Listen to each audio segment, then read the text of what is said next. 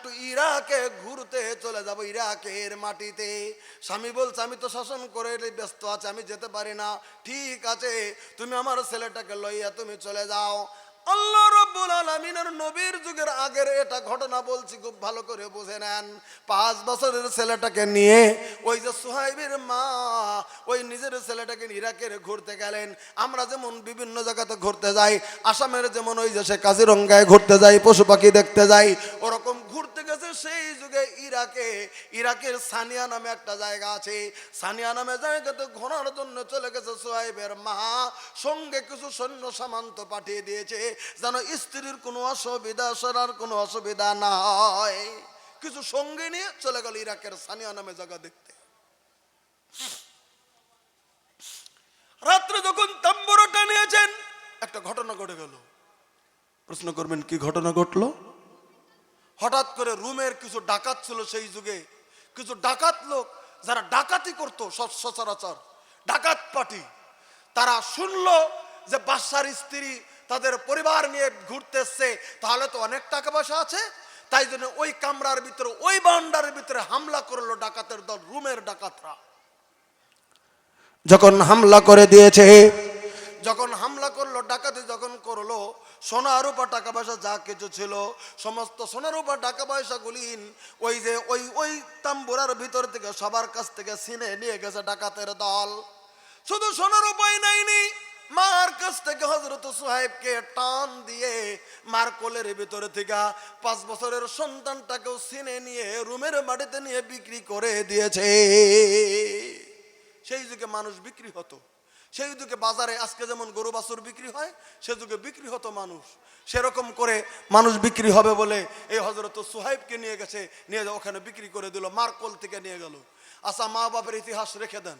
সুহাইব চলে গেলেন, একটা বাদশার ছেলে রুমে নিয়ে বিক্রি করলো, গোলাম হিসাবে, দাস হিসাবে, রাখাল হিসাবে বিক্রি হয়ে গেল রুমে। এর কাছ থেকে ওর কাছে, ওর কাছ থেকে ওর কাছে, তারপর একটা বিরাট একটা ধনী বাড়িতে বিক্রি হয়ে গেল।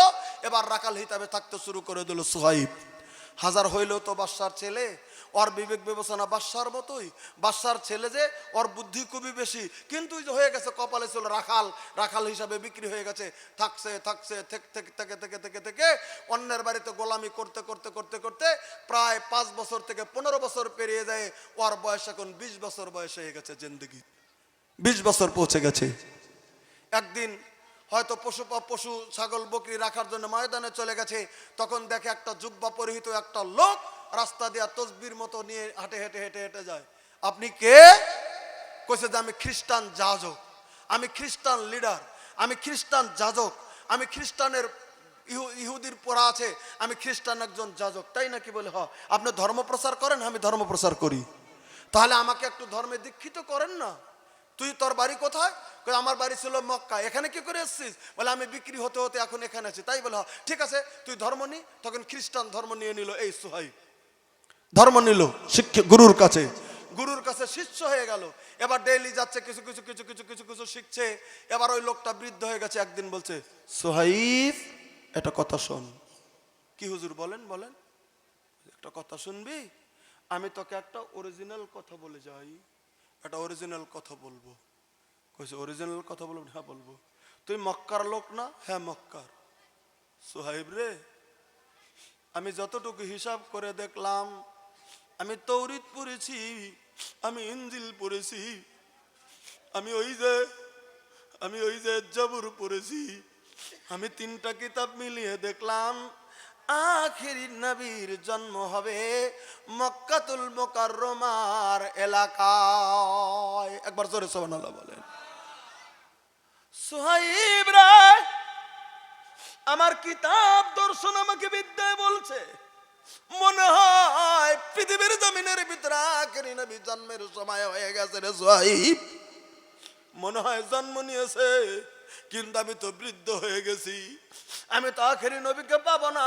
সুহাইব রে, কোনদিন তুই যদি মক্কায় ফিরে যাস আর আখেরি নবী মুহাম্মদকে যদি তুই পাস, আমি তোকে ওসিয়ত করে গেলাম, তুই মুহাম্মাদের ধর্ম গ্রহণ করে নিবি। ওটাই হচ্ছে পৃথিবীতে অরিজিনাল নবী। খ্রিস্টান পণ্ডিত রুমে এই কথা বলছিল। রুমের মাটিতে বলছে, এই সুহাইব রাখালকে শিষ্যকে বলে দিছে, ওস্তাদ গুরু এই কথাটা বলে দিল। হযরত সুহাইব বলতেছে স্টেটমেন্টে পড়ে, আমার শরীর শিওরে উঠেছে, আমি মক্কার লোক, আমার দেশে আখেরি নবী জন্মগ্রহণ করবে, আমি যদি তার শিষ্য হয়ে যাই আমি নাজাত পেয়ে যাব। এই ধারণা করে আমার ওই ওস্তাদের হুকুম মতো আমি তখন পালাইতে আমি চেষ্টা শুরু করে দিলাম। এরকম করে করে করে করে করে করে একদিন আমি রুম থেকে আমার মালিকের বাড়ি থেকে আমি পালিয়ে আখেরি নবীর খোঁজে আমি মক্কায় চলে আসলাম। রুম থেকে মক্কায় চলে আসলে পালিয়ে ওর মেন উদ্দেশ্য হচ্ছে ও আখেরি নবীর খোঁজ খবর করবে। একবার জোরে সুবহানাল্লাহ বলেন না। একটা রাখাল তার নাম সুহাইব। এবার চিন্তা করে দেখেন কি ঘটনাটা ঘটছে। এবার চলে এসছে মক্কায়।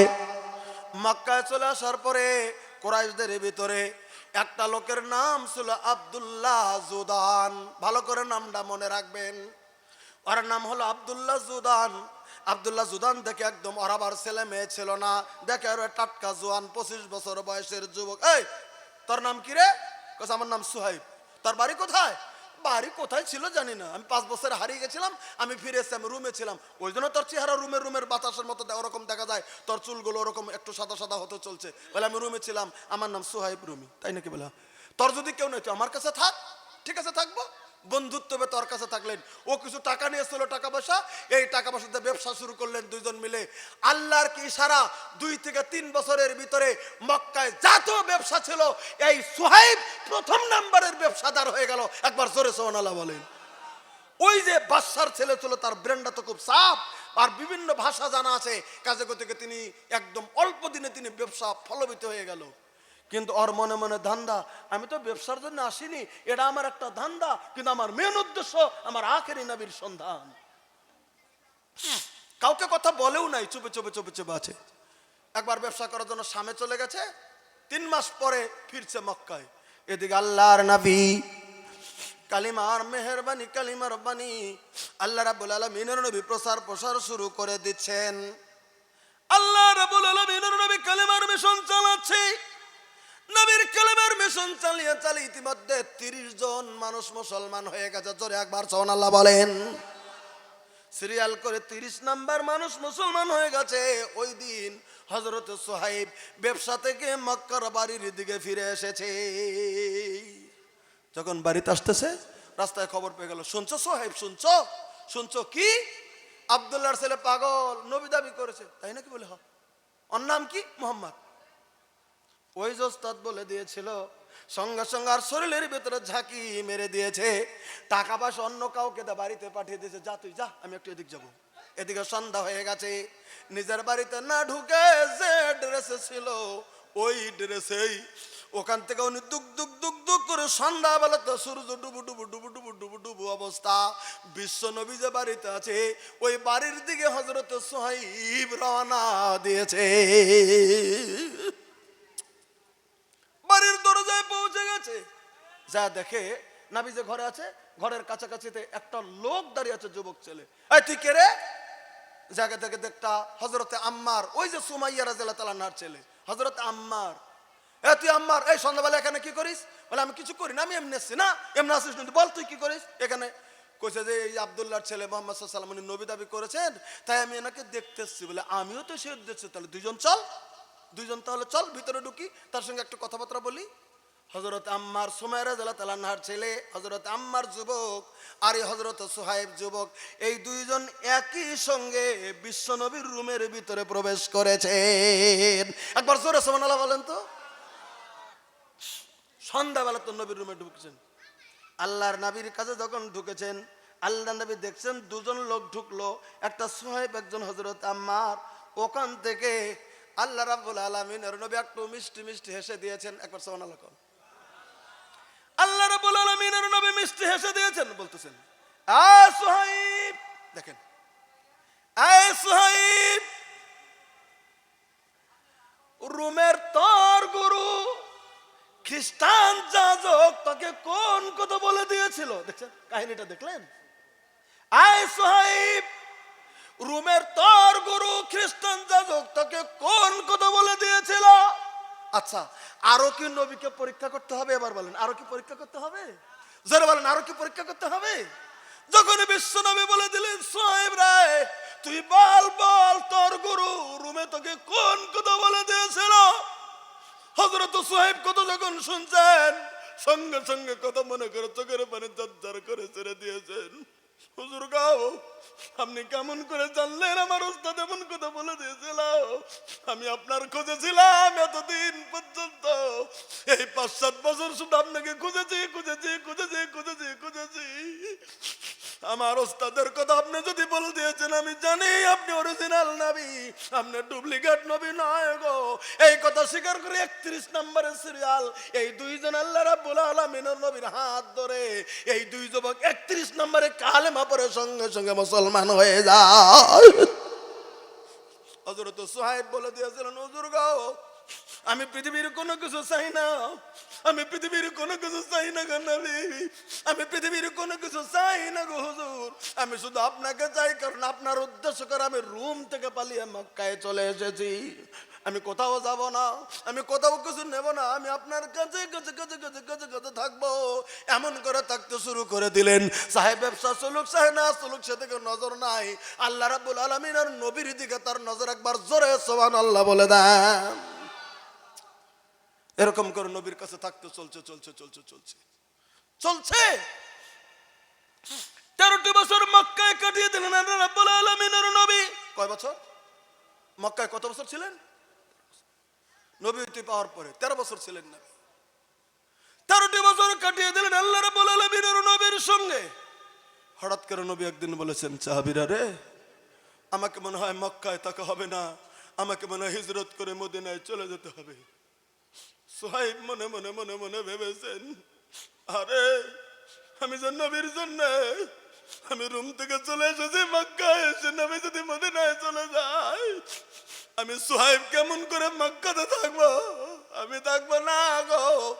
মনে মনে নিয়াত করেছেন আমিও বিশ্ব নবীর সঙ্গে হিজরত করে মক্কা থেকে মদিনাতুল মুনাওয়ারার দিকে আমিও চলে যাব। উনিও জানেন পৃথিবীর জমিনে আল্লাহ রাব্বুল আলামিনের নবী যদি সঙ্গে নিয়ে যায় হযরত আবু বকরকে প্রথম নেবে দরদের নবী, আবু বকরকে যদি প্রথম নম্বরে নেয় আমি সোহাইব ২ নম্বরে আল্লাহ রাব্বুল আলামিনের নবীর সঙ্গে হিজরত করে আমি মদিনাতুল মুনাওয়ারাতে চলে যাব। জোরে একবার সুবহানাল্লাহ বলেন। ভাই গো আল্লাহ রাব্বুল আলামিনের নবীজি এবার যখন মক্কা থেকে মদিনায় চলে গেলেন সত্যি করে আবু বকরকে নিয়ে, ওই তখন হযরত সুহাইবকে ঘেরাও করে রেখেছিল সৈন্যরা কুরাইশরা, ওই জন্য আল্লাহ রাব্বুল আলামিনের নবীর সঙ্গে তিনি হিজরত করে একই সাথে যেতে পারে নাই। তবে নবী যখন চলে গেছেন ইনি চেষ্টা চালাইতে শুরু করে দিলেন আমিও যাব মদিনাতুল মুনাওয়ারাতে, আল্লাহ রাব্বুল আলামিনের নবীর কাছে আমি চলে যাব। আমি মক্কায় এক মুহূর্ত জমিনের ভিতরে নবীকে ছাড়া থাকতে চাই না। কিন্তু মক্কার কুরাইশরা যুবকরা দল গঠন করলো সুহাইবকে যেতে দিবে না।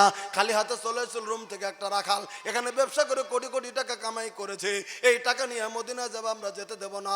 সুহাইবকে সবসময় পহরা দিয়ে রাখ, সারাটি রাত্রি ২-৩ জন ৪ জন পহরা দিয়ে দিয়ে দিয়ে দিয়ে দিয়ে দিয়ে রাখতে শুরু করে দিয়েছে। হযরত সুহাইব করলো কি তার সমস্ত টাকা পয়সা দিয়ে সোনার রূপায় পরিবর্তন করে সোনার রূপা গুলিন একটা কাপড়ের ভিতরে পুটে টুপলা বেঁধে নিয়ে ওই নিজে গর্ত খুঁজে ঘরের ভিতরে গর্তে খুঁজে টুপলাটা গাতার ভিতরে দিয়ে নতুন করে মাটি দিয়ে নেপে দিয়া একদম ফটফটা করে দিয়ে সামান্য কিছু টাকা পয়সা নিয়ে তিনি মক্কা থেকে মদিনায় যাওয়ার জন্য তিনি রেডি হয়ে রয়ে গেছে। একটি রাত্রিতে হযরত সুহাইব তার সাথী সঙ্গীকে বলতেছে, পহরাদারকে বলতেছে আমি একটু বাথরুমে যাব। বলে ঠিক আছে চলে যাও। এরকম করে বারবার করে ঘোরানোর পরে আসলে বাথরুমে যায় না, এমনি বাহানা করেছিল। বাহানা করে তারা যখন অস্থির হয়ে গেছে তখন তিনি বদনাটা ফেলে দিয়ে তিনি মদিনাতুল মুনাওয়ারার দিকে শেষ রাত্রিতেই তিনি মদিনার দিকে দৌড়াইতে শুরু করেছে। জোরে একবার সুবহানাল্লাহ বলেন। তিনি মদিনার দিকে চলে যাইতেছে, খবরটা সঙ্গে সঙ্গে ছড়ে গেল সুহাইব পালিয়েছে। পিছনে পিছনে বিভিন্ন জায়গায় অশ্বারোহী ঘোড়া সোয়ারিরা ছুটলো সুহাইবকে ধরার জন্য। ১০-১২ জন ঘোড়া সোয়ারি মদিনার রাস্তার ভিতরে যাইয়া অনেক দূর যাওয়ার পরে পেল সুহাইব দৌড়ে দৌড়ে দৌড়ে দৌড়ে যাচ্ছে। আয় সুহাইব তুই মক্কা থেকে কোথায় যাবি? বলে মদিনায় যাব না, যেতে দেব না। তুই খালি হাতে এসেছিলে, তোকে যেতে দেবো না। এই বলে তর্কাতর্কি শুরু হয়ে গেল, বলে আমি কিন্তু তীর মেরে দেবো। কথা কাটাকাটি হয়ে গেল। সর্বশেষে বললো, এই তোকে যেতে দেবো ঠিক আছে, তবে তুই খালি হাতে মক্কায় তুই এসেছিলি, তুই খালি হাতে চলে যা, আমাদের টাকাতে তুই কামাই করে তুই টাকা নিয়ে মদিনায় যাবি, যেতে দেবো না। বলে ও এই টাকা পয়সার জন্য আমাকে আটকেছিস? বলে হ্যাঁ টাকা পয়সার জন্য আটকেছি। বলে চল টাকা দিয়ে দিচ্ছি। ওখান থেকে ঘুরে এসে গর্ত খুদে সমস্ত কোটি কোটি টাকার সোনা রূপা তাদের হাতে দিয়ে তিনি খালি হাতে একটা ফাটা কাপড় নিয়ে, হাতের ভিতরে একটা টাকাও নাই, খালি হাতে তিনি মক্কা থেকে হেঁটে মদিনার দিকে রওনা হয়ে গেল। একবার জোরে সুবহানাল্লাহ বলেন। কত দূর জানেন? যারা ওমরা হাজী সাহেবকে জিজ্ঞাসা করে দেখেন, আমিও গেছিলাম সেখানে। মক্কা থেকে মদিনাতুল মুনাওয়ারা 470 কিলোমিটার। 470 কিলোমিটার মক্কা থেকে মদিনা। কত কিলোমিটার? 470 কিলোমিটার। টাকা পয়সা নাই, কোনো কিছু নাই, খালি হাতে রওনা হয়ে গেলেন মদিনার দিকে। কিছুই নাই রাস্তার ভিতরে, কিছু নেই, সব কিছু রেখে দিয়েছে। রাস্তায় পায়ে হেঁটে রওনা শুরু হয়ে গেল। যাচ্ছে যাচ্ছে যাচ্ছে যাচ্ছে, যেতে যেতে যেতে যেতে কারো কাছে একটা যদি খেজুর পেয়ে যায় খায়, আর না পায় না, এমন করে করে করে করে করে করে না খেয়ে থেকে থেকে হেঁটে হেঁটে হেঁটে হেঁটে তিনি মক্কাতুল মুকাররমা থেকে তিনি মদিনাতুল মুনাওয়ারাতে তিনি 470 কিলোমিটার রাস্তা নবীর মোহাব্বতে তিনি পায়ে হেঁটেই 500 কিলোমিটার রাস্তা চলে গিয়েছে। আল্লাহ রাব্বুল আলামিনের নবী মদিনার কুবাতে ছিলেন। তিনি একজনের বাড়িতে আছেন, একজনকে খবর দেওয়া হলো নবী কোথায়, বলে এই বাড়িতে আছেন হযরত সুহাইব। এই বাড়ির ঘরের দরজায় যাইয়া হযরত সুহাইব সালাম দিলেন। আল্লাহ রাব্বুল আলামিনের নবীকে সালাম দিয়ে দিয়েছেন। যখন নবীকে সালাম দিলেন, নবী তখন ভাবলেন হ্যাঁ আওয়াজ চেনা চেনা চেনা চেনা আওয়াজ পাওয়া যায়। তখনই নবী বেরিয়ে আসলেন। বেরিয়ে এসে দেখে ঘরের দরজার কাছে একটা লোক দাঁড়িয়ে আছে, পেটটা একদম শুকিয়ে গেছে, শরীরের ভিতরে কাপড় নাই, যিনি মক্কাতুল মুকাররমায় ব্যবসা করে কোটি কোটি টাকার মালিক ছিল, আর আজকে খালি হাতে, গায়ে কাপড় নাই, বিনা কাপড়ের মতো করে কোন মাত্র লজ্জাস্থান ঢেকে তাবই কুবার ময়দানে নবীর কাছে পৌঁছে গিয়েছে। নবী ভালো করে চিন্তা করেন, অবস্থাই হয়ে গেছে। বলে তুমি সুহাইব? বলে আমি সুহাইব। বলো এমন অবস্থা তোমার কেমন করে হলো? হুজুর গো, আপনি যখন মক্কা থেকে মদিনায় চলে আসলেন, আমাকে ঘেরাও করে করে করে করে করে করে রাখা হলো, কিন্তু আমি মক্কায় থাকতে পারছি না গো হুজুর। আমি আপনার মহব্বতে সমস্ত কিছু বিলীন করে দিয়ে আমি একবারে খালি হাতে আপনার মহব্বতে মক্কা থেকে মদিনাতুল মুনাওয়ারাতে আমি চলে এসেছি। আল্লাহ রাব্বুল আলামিনের নবীর চোখের পানি জড়ো জড়ো হয়ে গেল। আল্লাহর নবী বললেন, সোহেব তুমি উত্তম ব্যবসা করেছো, উত্তম ব্যবসা করো, উত্তম তুমি ব্যবসা করেছো।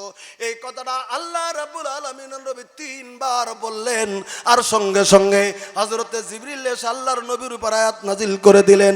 তখন জিবরিল বলে দিলেন, নবীর উপর আয়াত নাজিল করে দিলেন, আমিনান নাস মাইয়াশরি নাফসাহু তিকা আমরদাতিল্লাহি ওয়াল্লাহু রাউফুন বিল ইবাদ। আল্লাহ রাব্বুল আলামিন আয়াত নাজিল করে দিলেন, নবী গো, উম্মতের ভিতরে, তোমার উম্মতের ভিতরে এমন কিছু মানুষ আছে পৃথিবীর জমিনে যারা নাকি নিজের জান মালকে বিনিময় করে আল্লাহ রাব্বুল আলামিনের সন্তুষ্টিকে পৃথিবীর জমিনের ভিতরে তারা খরিদ করে নেয়। একবার জোরে সুবহানাল্লাহ বলেন।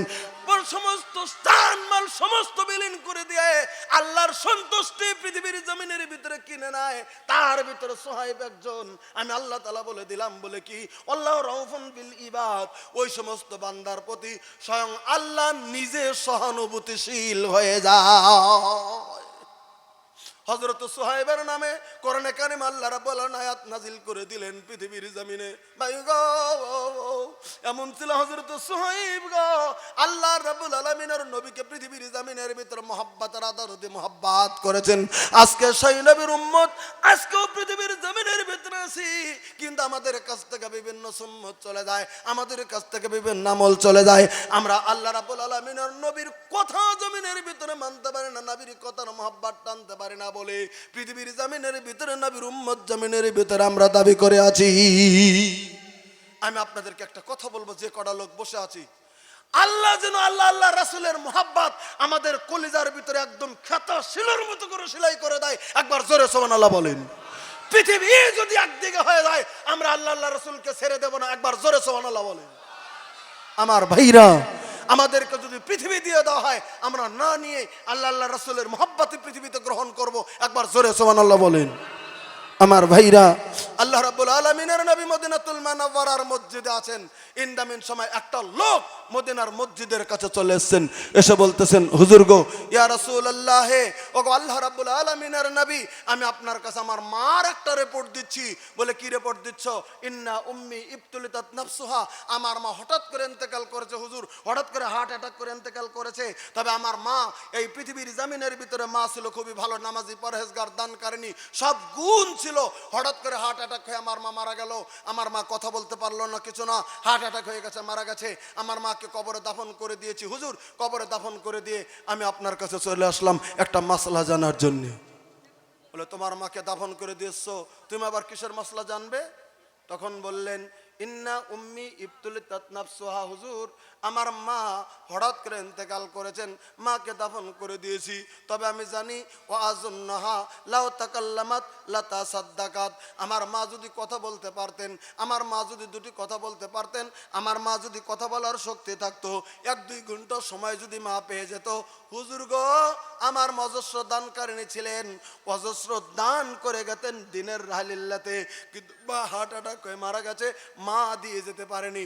আমি তার ছেলে আছি পূর্ণ জওয়ান, আমি আপনার কাছে মাসলা জানতে চাই। ফাহাল্লা আজরন ইন আফাতু সাদ্দাকতু আনহা, আমি তার ছেলে হয়ে আমি যদি তার বাবার নামে আমি আমার মার জন্য যদি দিয়ে দেই, আমার মার জন্য যদি খয়রাত করি, আমার মার জন্য যদি দান করি, আমার মার জন্য যদি দিনের রাহলিল্লাতে যদি দান যদি করে দেই, আমার মা কি ডাইরেক্ট কবরে নেকি পাবে কি পাবে না?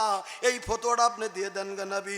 আল্লাহ রাব্বুল আলামিনের নবী বললেন, ওরে সাহাবা কেরাম, ওরে সাহাবীরা শুনে নাও, তুমি যদি তোমার মার নামে পৃথিবীর জমিনে আল্লাহর রাহলিল্লাতে যদি তুমি যদি কিছু খরচ করো, আমি নবী ঘোষণা করে দিলাম, ডাইরেক্ট তোমার মরে যাওয়া মার কবরে আল্লাহ তাআলা ওই নেকিটা পৃথিবীর জমিনের ভিতরে দান করে দেবে। নারে তাকবীর! তাহলে বাবা মা যদি মরে যায়, কবরে যদি আছে, আমাদের দিকে র র করে আমাদের বাবা মা পৃথিবীর জামিনের ভিতরে তাকিয়ে আছে। আমরা পৃথিবীতে কোন কাম করি, পৃথিবীতে আমরা কিসের উপর চলি, আমরা কি করি পৃথিবীর জামিনে? বাবা মা যদি এমনিও জান্নাতে আছে, তারপরেও যদি সন্তান সৎ কাম করে, তাহলে ওই জান্নাতে আরো সুসজ্জিত করে দেয়। তখন জিজ্ঞাসা করে ফেরেশতাদেরকে, রে আজকে কেন সুসজ্জিত করা হলো? বলে তোমার ছেলে তোমার নামে একটা ভালো কাজ করেছে, ওজন্য তোমার কবরটা আরো সুসজ্জিত করে দিলাম জান্নাতের পোশাক দিয়ে। নারায়ে তাকবীর! আমার ভাইরা, আমি আপনাদেরকে জুলুম দিতে যাই না, আমার ওয়াজ শেষ হয়নি, আমি আলোচনা এগিয়ে যাব। তবে আপনাদেরকে সময় আমি বেঁধে নিয়েছি। তবে তার আগে আপনাদের কাছে আমি একটা কথা বলি। এই যে আমি যে হাদিসটা বললাম, হাদিস বুখারীর কিতাবুল জানাই যে হাদিসটি আসছে, যে আল্লাহ নবী সাল্লাল্লাহু আলাইহি সাল্লাম বলেছেন, মার কথা মনে করে, বাবার কথা মনে করে আজকের জামিনে এই বৈঠকে আপনারা যাবেন না, একটু দয়া করে বসবেন, আমিন আমিন বলবেন। একটা লোক গোটা বৈঠকে, আমি একটা লোককে চাবো মাত্র আজকের বৈঠকে, গোটা বৈঠকে একজন দিনই মেহমানকে চাবো, গোটা বৈঠকে একজনকে, যে একটা লোক যার বাবা মা কবরে শুয়ে আছে, বাবা মা কবরে শুয়ে আছে, আল্লাহর ওয়াস্তে বাবা মা কবরে শুয়ে আছে। আপনাদের মসজিদের অনেক কাজ বাকি আছে, গেট থেকে শুরু করে বিভিন্ন কাজ, আপনাদের ল্যাট্রিন বাথরুম থেকে শুরু করে বিভিন্ন কাজ মসজিদের বাকি রয়ে গেছে। দেখলাম একটা লোক যদি মনে মনে ভাবেন, আজকের এই টেবিলে আমার স্টেজের দিকে এসে একটা লোক যদি ভাবেন, শুধু সম্মানের দিকে তাকিয়ে আমি 5,000 টাকা আল্লাহর রাস্তায় মসজিদে দেব, একটু যদি হাতটা তুলে দিতে পারেন, আল্লাহর কাছে একটু দোয়া করে দেব, তার বাবার জিন্দেগির গুনাহ আল্লাহ যেন মাফ করে দেয়, তার মার জিন্দেগির গুনাহ আল্লাহ যেন মাফ করে দেয়, তার মাকে যেন আল্লাহ জান্নাতবাসী করে দেয়, তার বাবাকে যেন আল্লাহ জান্নাতবাসী করে দেয়, তার বাবাকে যেন আল্লাহ কবরের